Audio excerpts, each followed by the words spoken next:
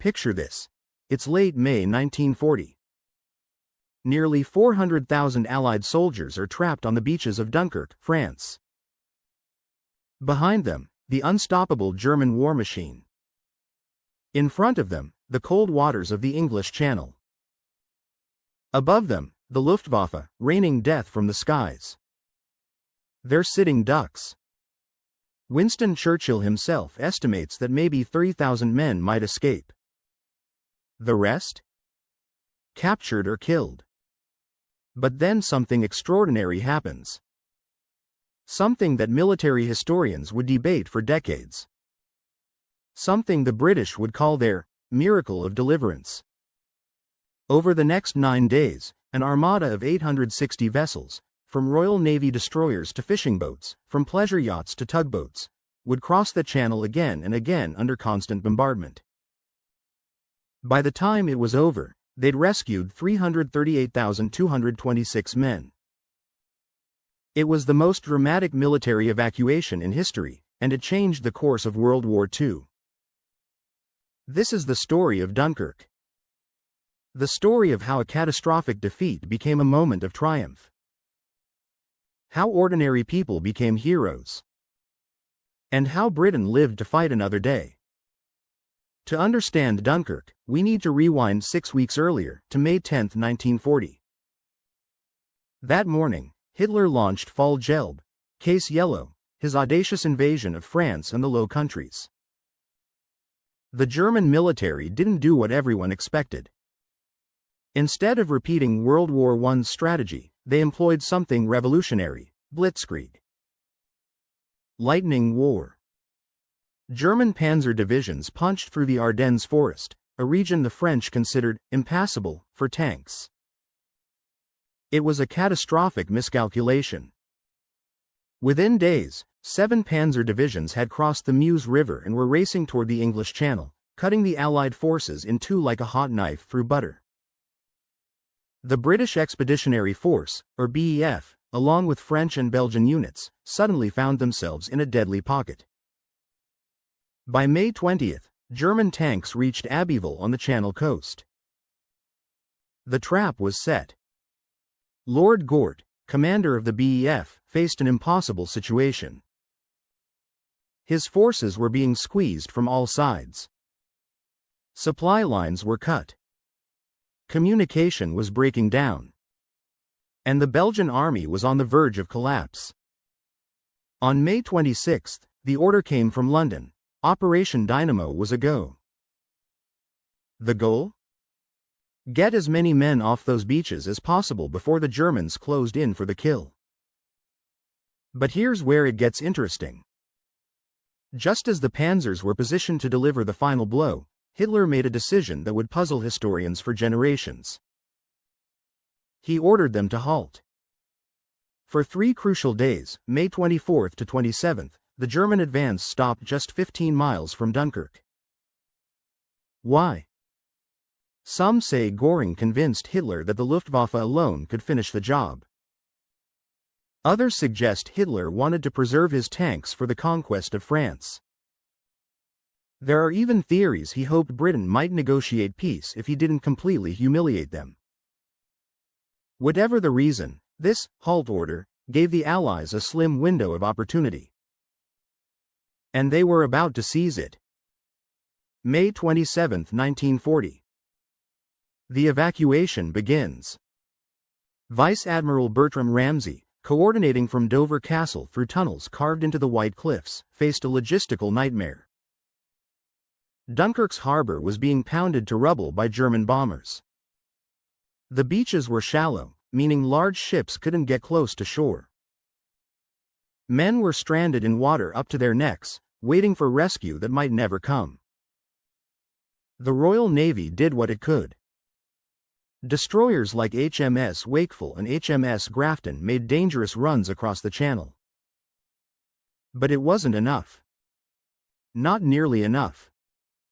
Then came the call that would define Dunkirk, a request for every available boat to help with the evacuation. The BBC made announcements. Word spread through coastal towns and harbors across southern England. And they came. Fishing trawlers. Pleasure cruisers. Lifeboats. Ferries. Private yachts. Even the paddle steamer Medway Queen, which would make 7 trips and rescue over 7,000 men, earning the nickname, Heroine of Dunkirk. One of the smallest was the Tomzine, a 14-foot fishing boat that somehow managed to save 7 soldiers. The largest civilian vessel was the passenger ferry SS Mona's Isle, which evacuated nearly 25,000 troops over multiple trips. These civilian volunteers faced the same dangers as the military: Luftwaffe attacks, artillery shells, naval mines, and the ever-present risk of collision in the chaos. Many didn't make it back. The pleasure yacht Sundowner was repeatedly bombed.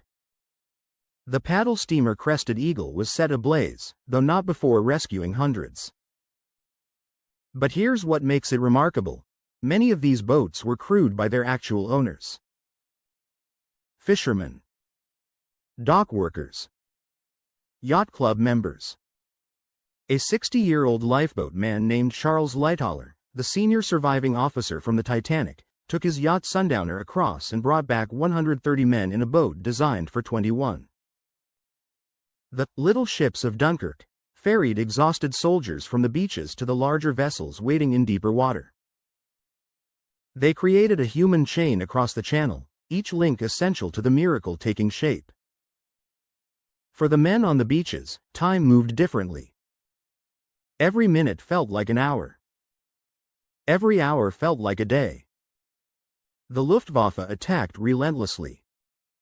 Junkers 87 Stuka dive bombers, with their terrifying sirens, screamed down on the packed beaches and vulnerable ships. Messerschmitt fighters strafed columns of waiting soldiers. By the end of Operation Dynamo, the Germans would sink 6 British and 3 French destroyers, along with over 200 smaller vessels. But the Royal Air Force fought back harder than many realized at the time. Spitfires and Hurricanes from Fighter Command flew constant patrols, engaging the Luftwaffe over the beaches and far out to sea. While soldiers on the ground often couldn't see these dogfights happening above the clouds, RAF pilots shot down over 240 German aircraft during the operation, losing 145 of their own. On the beaches themselves, discipline was tested to its limits. Soldiers waited in long queues stretching into the surf, sometimes for days. They were bombed. They were strafed. They watched friends die beside them. Yet the lines held. The Royal Navy constructed makeshift piers using abandoned trucks driven into the water, creating the famous mole at Dunkirk's East Pier.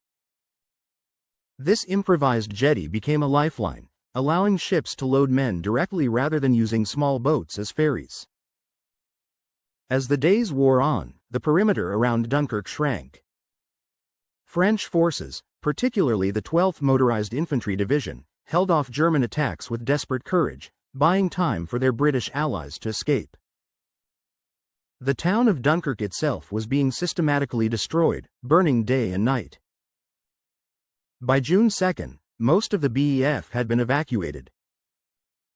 But Churchill insisted that French soldiers be rescued alongside British troops. On the final night, June 3 to 4, over 26,000 French soldiers were taken off the beaches. When dawn broke on June 4 and the last boats departed, somewhere between 30,000 and 40,000 French troops remained to become prisoners of war, having held the line so others could escape. On June 4, 1940, Winston Churchill stood before the House of Commons to address the nation about Dunkirk. His words are now legendary. "We shall fight on the beaches, we shall fight on the landing grounds, we shall fight in the fields and in the streets, we shall fight in the hills. We shall never surrender." But Churchill also warned against seeing Dunkirk as a victory. Wars are not won by evacuations, he reminded Parliament. Britain had survived to fight another day, but France was falling, and the Battle of Britain was about to begin. Still, Dunkirk's impact cannot be overstated. Those 338,226 rescued soldiers formed the core of Britain's army for the rest of the war. Without them, Britain would have been virtually defenseless against invasion. The experienced troops who escaped would later fight in North Africa, Italy, and on D-Day beaches 4 years later. The Dunkirk spirit, the idea of ordinary people rising to extraordinary challenges, became embedded in British culture. It represented resilience, improvisation, and collective action in the face of seemingly impossible odds. But we shouldn't romanticize it too much. For the French, Dunkirk was abandonment. Their army continued fighting alone for another month before France surrendered on June 22. That resentment would complicate Anglo-French relations for years. And let's not forget, Britain left behind virtually all its heavy equipment. Over 2,400 artillery pieces, 85,000 vehicles, and 657,000 tons of ammunition and supplies were captured by the Germans. Rebuilding the British army would take years. Yet somehow, impossibly, Britain had snatched survival from the jaws of disaster. Hitler had expected to destroy the BEF and knock Britain out of the war. Instead, he faced an island nation that refused to quit, armed with a powerful story of deliverance and determination. The evacuation of Dunkirk lasted 9 days. 9 days that proved sometimes the greatest victories come from the worst defeats.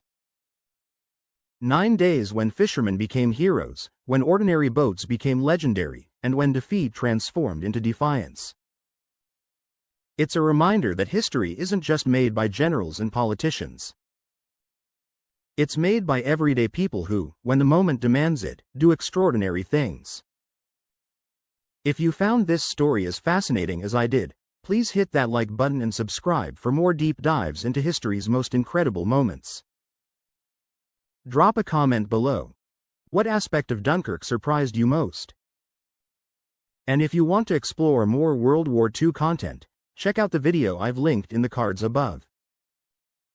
Remember, the story of Dunkirk isn't just about what happened in 1940.